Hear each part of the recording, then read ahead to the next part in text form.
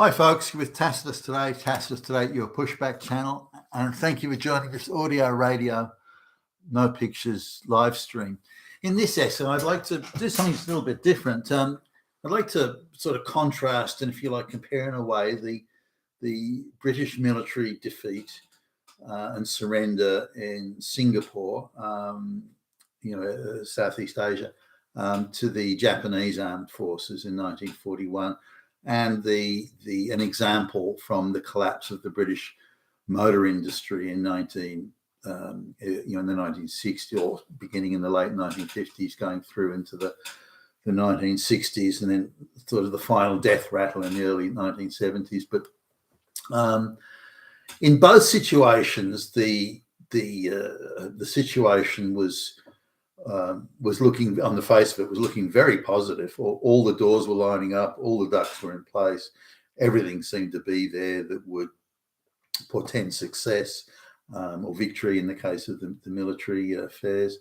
And you can't imagine how it was possible that it could be fucked up. How could it be screwed up? How could it possibly fail? And you look back. And bear in mind, it is easy to look back and see the mistakes that were made. It's much harder at the time, but you look back and say, "This is impossible." Everything was in place to ensure success. Everything, and yet still it was fucked up. If you'd scripted it as a fuck up, you couldn't have done a better job than how it actually transpired. Now, just a quick sort of history of the going over the events. The British had the Singapore base was a military naval base in Singapore Island, which was just off the southern coast of Malaya, Malaysia as it was at the time. It's now known as Malaysia. Singapore today, of course, is an independent state, but the British had a military naval base there, quite formidable, really. And it was their sort of the jewel of their Southeast Asian presence, the British Empire presence at the time, that was meant to defend and protect the vital sea routes through the Straits of Johor and so on. Anyway, when the Japanese attacked Pearl Harbor, they simultaneously launched invasions in other places, like in Hong Kong and China. They were already present in China and Manchuria and so on, and also coming through into like Thailand, Malaysia, and Indonesia, and generally around an island such as Guam and so on were being taken by the Japanese military in what can only be described as a very well planned and very efficient campaign. Even when you look back now, you thought, gee, these guys they were pretty good. So now the Japanese military had some pretty good kit. The Mitsubishi Zero was a good aircraft, as good as anything that was around at the time, better than most actually. The Japanese Navy had some very good quality ships. Their military was quite well trained, had a lot of practice in warfare around China and so on. The generals were quite experienced. They were well organized, well drilled, well trained, well coordinated outfit. They were good. What can I say? Now, the British forces in Malaysia, Singapore were not first-rate troops. Some were, but they weren't first-rate troops, so that needs to be considered. They were passably well supplied and no worse than the Japanese, and they, as in war material, ammunition and so on, and they had, depending on whose numbers you want to look at, somewhere between 130 and 140,000 plus troops there. Now, the Japanese landed in the Malaysian peninsula and had to come quite a distance actually to get down to Singapore to get to the final, which was their objective. Get to the final sort of battleground, and their supply situation was deteriorating quite rapidly. They were, running out of ammunition and having to do all sorts of workarounds, like soldiers on bicycles and so on. But they going through jungle trails on bicycles, for goodness sakes. So they were nonetheless very good at the jungle excellent at jungle reconnaissance, very, very good at jungle ambush, which seemed to throw the British out. I mean, why weren't the British good at that? The British had troops there from India and other places that weren't really very heavily invested in any sense of patriotism. And some of them did, but a lot of them just didn't really put up much of a fight. If they thought they'd been outflanked, they'd quickly abandon their position and so on. Not in every case, but in enough. And it only takes one position to be turned, and then the others have to retreat because their situation has now become compromised. But the British organisation was so piss poor. You look at it and it's just, you can't believe it. How could any one group make this many mistakes, then mistake after mistake, and then make the same mistakes again and again? That's the bit that you sort of struggle to come to terms with. For example, if you're being outflanked by Japanese going through jungle trails, why do you leave those jungle trails unprotected? Why do you do? Why not have ambushes and things set up? It seems insane, but there you go. And time again, they were outflanked by the same maneuver, which was hardly a rocket science maneuver. I mean, it would have easily been possible to at least impede, if not stop, the Japanese outflanking maneuvers. But no one seemed to do it. No officer seemed to want to do it or able to do it. It just seems very strange looking back. Now, as the Japanese sort of came closer and closer to Singapore, the British were retreating. And measures that needed to be taken to set up defensive positions and so on weren't taken. Now, there were sort of situations where the chief commander said, well, I don't want to upset the population. The population may get the jitters if we start putting defensive barriers in place. So why don't we just forget about it? I mean, things like this that were memos that are going back and forth that suggest people were living, the senior officers, particularly at the very apex, were living in La La Land. Now, not that there weren't more junior officers, colonels, things like that, saying, hey, we need to do something here. But the generals were, it'll be all right. Now, we can't sort of have a full appreciation of their thinking at the time. There are negotiations afoot that, government level that'll cause a ceasefire. There's, there's other things at play here. Maybe the Americans are going to counterattack and the Japanese will have to withdraw their troops. Maybe there are other factors that these people were considering, but the point is they didn't make even half the effort that was needed to achieve a decisive military victory or to prevent the Japanese from taking over the place. This is the bit that I just cannot fathom. And it wasn't like they didn't know or they weren't aware, but they just seemed to discount the danger. It'll be all right. Now, the Japanese did have, because the Japanese were, remember, engaging offensive operations everywhere at the same time. So it wasn't like they had vast resources to spare. So they weren't very well supplied and they were running very low on supplies. They had had some air cover and air superiority, but it wasn't vast and it was intermittent and quite patchy. Their naval superiority wasn't in and around Singapore. It was further north, so they didn't have the capacity to interdict the British shipping that was coming through from India and so on. The British attempts at naval reinforcement were screwed up. There was a naval unit that was sent with an aircraft carrier and aircraft, decent quality aircraft, but the aircraft carrier got damaged, and then the decision was taken by Churchill primarily was to say, well, don't worry about the aircraft carrier, go ahead with the two, which were at the time the leading technology that the British had in battleships, and they sent these battleships out without air cover. I mean, a stunning mistake of epic proportions. But yet they went ahead and did. Again, you can't fathom this. Now, if you've got two top quality battleships there, why not use them? I get that, but it was essential and being proven so categorically beyond beyond debate proven that battleships need air cover, or they need to be particularly protected by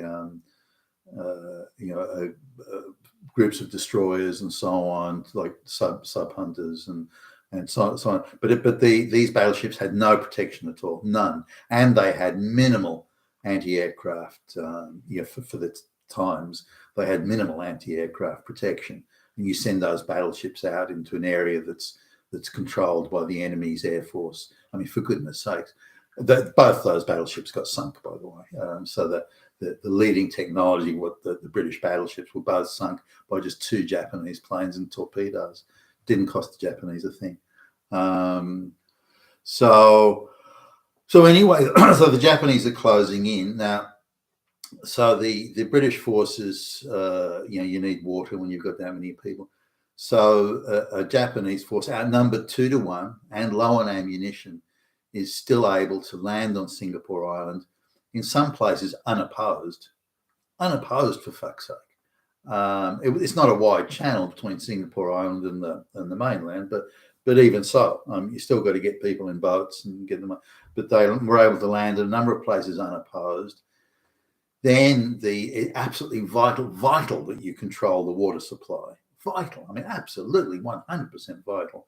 And after a few skirmishes and really a minor battle, the Japanese took control of the waters. So the British had lost control of the reservoirs and the dam, with the water in it. I mean, can you believe it? I mean, absolutely 100% critical, but due to bumbling and fumbling and incompetence and rank ineptitude, the British lost control of the water supply. Then the Japanese are almost out of ammunition and demand that the British surrender, and the British general,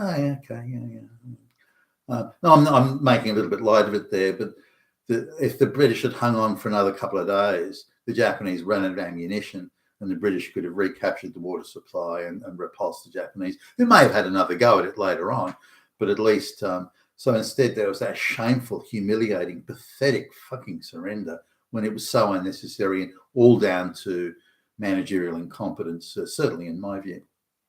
Now let's have a look at the British, back to the British motor industry. Now in the late 1950s, there was a big drive to produce a vehicle that would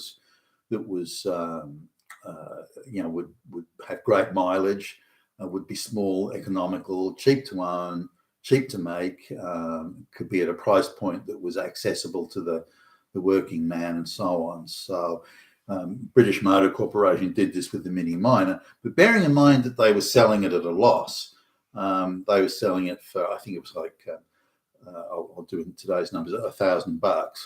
I think it was 475 British pounds at the time, but so give or take $1,000, when in reality they needed to sell it for closer to $1,500. But they wanted to be under that magic £500 price point. But in order to do that, they had to sell it at a loss, like ex-factory at a loss. So it was, it needed to be again, and then it was being sold in the showrooms at a cut down price just to get the numbers. And it kept people employed and people got excited about it. The reality was, from a commercial profit point of view, it was a disaster. Now there are also other organisations that were getting involved in the game here. And one of them was to produce a product called the Hillman Imp, or to produce a car that met certain criteria. And the Hillman Imp was the one that they landed on. Now the government's shoveling money in here, so there's no shortage of money for the production and design and production and whatnot of this car. No shortage of money. They've got access to some of the best engineers in the country, mechanical, electrical, you name it. So they've got the best and brightest minds, the engineering minds that are available to them, all the resources they need. And they've only got 4 criteria that are going to determine, or primary criteria that will determine success. I mean, you could call them, the criteria for success were the car had to achieve between 40 and 60 miles per gallon. It had to be able to reach a speed of 60 miles an hour, I think in under 20 seconds, I think was the thing there. Had to be able to seat 2 adults and 2 children. Had to be able to carry, including luggage, about a 500 pound or 230 odd kilometre load, and had to be available. You had to be under I think under 1,200 pounds weight, and it had, overall, and it had to retail for $1,200 or less. I think those were the markers for success. Now, given all that they had, it just would be impossible to fuck it up. Everything was in place. You didn't need any sort of if anyone looking at it would say, oh no, that's fine. These guys are doing all right. They've got all the money. They've got all the expertise. They've got the clear objectives. They've got a clear plan to move ahead with. But still, it was royally fucked up. And again, you're looking at ineptitude at almost every level. The government, for example, saying, well, we're giving you a lot of money, so in areas where there's high unemployment or where other factories are closing down or other businesses going off the boil, shipbuilding or something, there's a lot of technical people, in those areas. So we want you to have the factory over there. And so so they were forced to open factories in areas where they wouldn't normally have done it, or they wouldn't have chosen to, where the expertise the local people had wasn't actually relevant, and everyone had to be retrained. They didn't want to spend the money on retraining, therefore, and so on. And the timelines that they were operating on. So, well, we've got 5 years to develop a car, but then a competitor came out a little bit earlier. The Mini Minor, in fact, came out a little bit earlier. So now we have to accelerate the process. And so they were cutting corners to get things. It's still doable at this point. Again, they could put their hands out for more money if they needed to.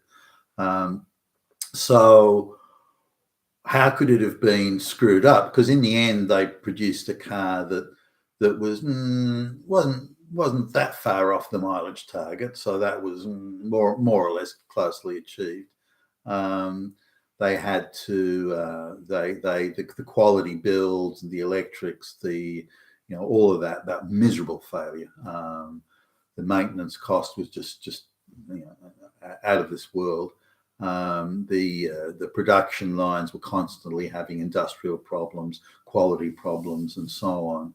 The test driving and in the development phase was handled so badly that the cars, when they actually came off the production line, were leaking water. The water pumps, as in the rain was coming through all sorts of places. The water pumps were failing, even though they said they'd been testing them in hot desert conditions. Even in Britain, where it doesn't get fucking hot, the water pumps were failing.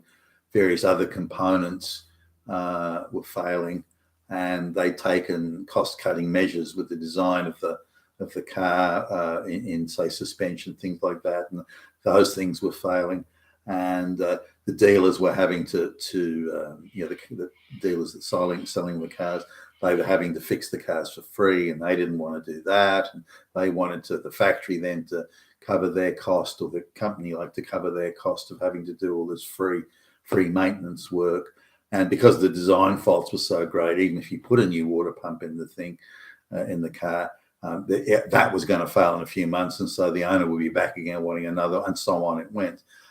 So it turns out to be a diabolical failure. The design, as in a cute-looking design, wasn't too bad.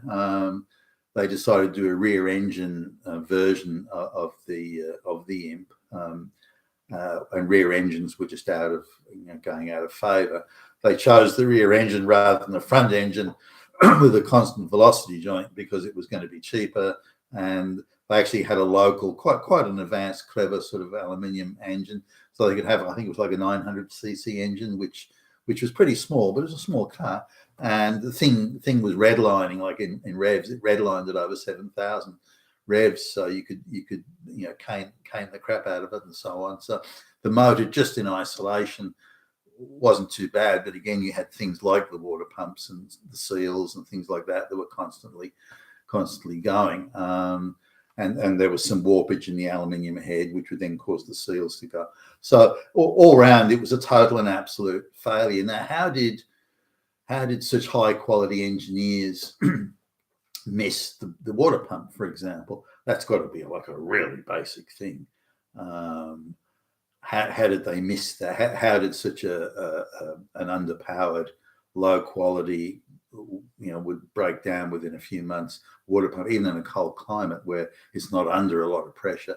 The air cooling and the air breathing system was very substandard, and was again putting a lot of pressure on the engine, even on a cool day, which in turn was placing pressure on some of the seals, the water pump, and so on. The radiator wasn't up to it. There were so many other design flaws and shortcomings, even though, again, they had access to some of the best engineers in the country. How is this even happening? So mistake upon mistake that somehow nobody was picking the mistake up, or if they were, it was seen as, no, we'll fix that later. No, we'll fix that later. Come on, we've got to get the car finished by next week or in 6 months' time. No, don't worry about that. We'll come back to that. And somehow they never came back to it. So gazillions of dollars were wasted, and they supposedly did all this testing for many months on the road in hot and cold climates, going through snow, going across desert sands in the searing heat, and they supposedly gave it all this rigorous testing, yet they never picked up a water pump problem, or they never picked up problems where the water was leaking in through the door seals and so on and so on. They never picked up the problem that the airflow was just simply nowhere near what was necessary. They never picked up that the radiator wasn't coping. And so all of these things and many others besides the seals and so on, some of the suspension linkages and the like, none of these things were picked up after supposedly rigorous hundreds of thousands of miles of testing in multiple cars. I just don't believe that. I just don't believe it's possible to miss that many things, and critical things. The water pump not working is not some minor little bit. It's a major issue, and yet they didn't seem to pick this up in any of the testing. So when the car hit the marketplace, they were budgeting or needed, just to recoup the money that was spent, by the way, they needed to sell 150,000 units a year. And they ended up selling something like 20,000 units a year, which will give you an idea of how far they fell short. And even many of those they had to give refunds on, or were caught up in endless cycles of expensive reworking and redesigning and repairing and ongoing maintenance and so on. So you look at it now, you look back, it's kind of a cute 1960s looking little sort of bubby car and everything. There were some nice things about it. The aluminium engine, that was a nice thing, but the failures were just legion. Now, again, all the engineers, all the money, access to everything. A government was willing to tell us what you need and you can have it type stuff. Some supposedly some of the best connected management in the country running the place, and yet at every turn it was fucked up. And you wonder, how is it possible this happens? How could so many failures, one after the other, leading to such a disaster as it was, a financial disaster? And it wasn't just that the car didn't work; it was all the time and money and effort that was spent. All of it was wasted. And now people look at it today and say, "Well, gee, it's kind of a nice engine. It's kind of cute, kind of this." But the reality is, in a commercial and economic sense, it was a failure of failures, and it was all of it unnecessary and almost inexplicable that so many errors could have been made, but somehow didn't get picked up and corrected. You've been a Tacitus today, your Pushback channel. Thank you for listening.